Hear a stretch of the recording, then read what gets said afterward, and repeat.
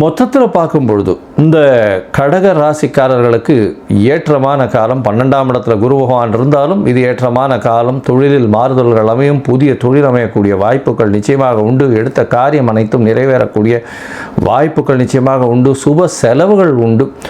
சுப செலவுகள் மூலியமாக குடும்பத்தில் நல்ல ஒரு அமைதி நிலவக்கூடிய காலகட்டமாக அமையும். அதை தவிர பார்த்தோம்னா தூக்கம் நல்லபடியாக இருக்கும். குலதெய்வ கோவிலுக்கு போயிட்டு வரக்கூடிய காலகட்டமாக அமையும். உங்களுக்கு பார்த்திங்கன்னா புதிய கடன் அமையக்கூடிய வாய்ப்பு, வீடு வாகனம் வாங்கக்கூடிய வாய்ப்பு, அதை தவிர தாயின் உடல்நிலையில் நல்ல ஒரு ஏற்றம் இருக்கக்கூடிய வாய்ப்பு, மறைந்த இடத்துலேருந்து பொருள் வரக்கூடிய வாய்ப்புகள் இந்த காலகட்டத்தில் அமைய போகிறது. நீங்கள் அருகில் இருக்கக்கூடிய விநாயகரை போய் பார்த்துட்டு தேங்காயை உடைச்சிட்டு வாங்க. சதுர்த்தி தேங்காயை உடைச்சிட்டு வாங்க. உங்களுக்கு ஒரு நல்ல ஒரு ஏற்றம் கிடைக்கும். அதை தவிர பார்த்தாலேனால் மூக்குக்கடலை தானம் கொடுங்க.